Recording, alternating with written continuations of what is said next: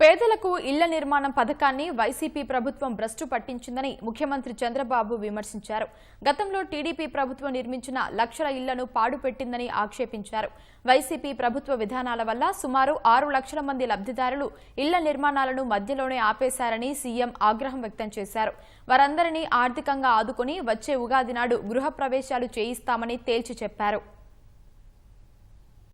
17 నెలల్లో డబ్బులు లేకపోయినా అనేక ఇబ్బందులుంటే అన్ని కూడా నిలదొక్కొని ఈ రోజు ఒక్క రోజున 3,192,000 ఇళ్లు గృహప్రవేశం చేశామంటే అది ఈ ప్రభుత్వం యొక్క పట్టుదల, మీ మీదుండే అభిమానం. 14-19లో దగ్గర 23,40,000 ఇండ్లు శాంక్షన్ చేశాను. 8 లక్షల ఇండ్లు పూర్తి చేశాం. అంటే 43,000 కోట్ల రూపాయలు ఇండ్ల కోసం శాంక్షన్ చేసి 16,000 కోట్ల రూపాయలు ఖర్చు పెట్టే పరిస్థితికి వచ్చాం. వీళ్ళు వచ్చిన తర్వాత పేదవాళ్ల ఇంటిని కూల్చే పరిస్థితికి వచ్చారు. 4,73,000 ఇండ్లు రద్దు చేశారు. వాళ్ళు ఇల్లు కట్టుకున్నారు, డబ్బులు ఇవ్వాలి, ఇవ్వకుండా 900 కోట్లు ఎగ్గొట్టే పరిస్థితికి వచ్చారు. నేను వస్తానే ఒకటే ఆలోచించాను, డబ్బులు లేకపోయినా పర్వాలేదు, పేదవాడికి అండగా ఉండాలి. మీరు ఇల్లు కట్టుకున్న దానికి మీకు తిరిగి ఆ డబ్బులు ఇచ్చే బాధ్యత, 900 కోట్లు కూడా ఇచ్చే బాధ్యత ఈ ప్రభుత్వం అందని మరొక్కసారి హామీ ఇస్తున్నా. పట్టణ ప్రాంతాల్లో నేను ఆ రోజు ఆలోచించి దగ్గర 7 లక్షల ఇండ్లు శాంక్షన్ చేశాం. పెద్ద టౌన్షిప్ల నిర్మాణం చేశాం. అవన్నీ కూడా వీళ్ళు వచ్చిన తర్వాత క్యాన్సిల్ చేసి అస్తవ్యస్తం చేసి కుక్కలు జింపిన విస్తరిగా తయారు చేసే పరిస్థితికి వచ్చారు. వీళ్ళు వచ్చిన తర్వాత పట్టణ ప్రాంతంలో 1 సెంటు, గ్రామీణ ప్రాంతంలో 1.5 సెంటు, అది కూడా ఊర్లో కాదు, ఎక్కడో అడవిలో, ఎక్కడో చెరువులో, ఎక్కడో వాగులో ఇచ్చారు. చాలా భయంకరంగా అవినీతి చేశారు.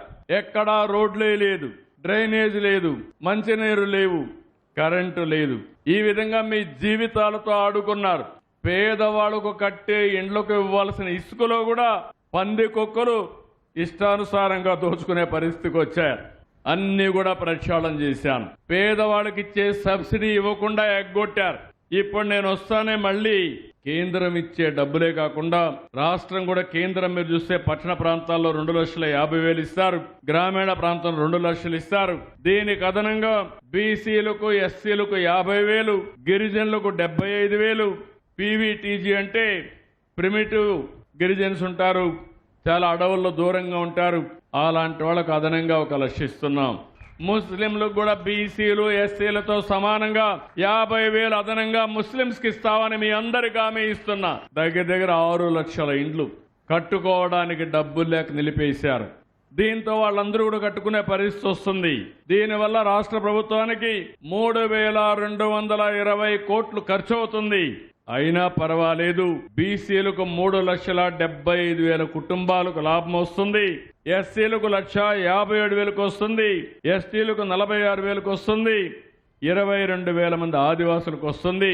ఇప్పుడే మైనారిటీస్ ఎవరైతే కట్టుకుంటారో వాళ్ళకు కూడా ఈ బెనిఫిట్ వస్తుంది. కాబట్టి తప్పకుండా చేసే బాధ్యత ఈ ప్రభుత్వాన్ని చెప్పి మరొక్కసారి మీ అందరికీ హామీ ఇస్తున్నా.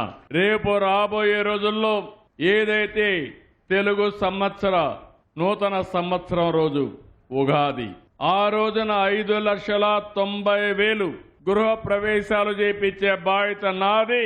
మా మంత్రి గారికి ఈ రోజు ఆదేశాలు ఇస్తున్నా, సెక్రటరీ కూడా ఆదేశాలు ఇస్తున్నా. పూర్తి చేసే బాధ్యత మీది. చేయకపోతే మాత్రం ఒప్పుకోనని ఈ రాయి చోట్లో మీ అందరికి కూడా విజ్ఞప్తి చేస్తున్నా.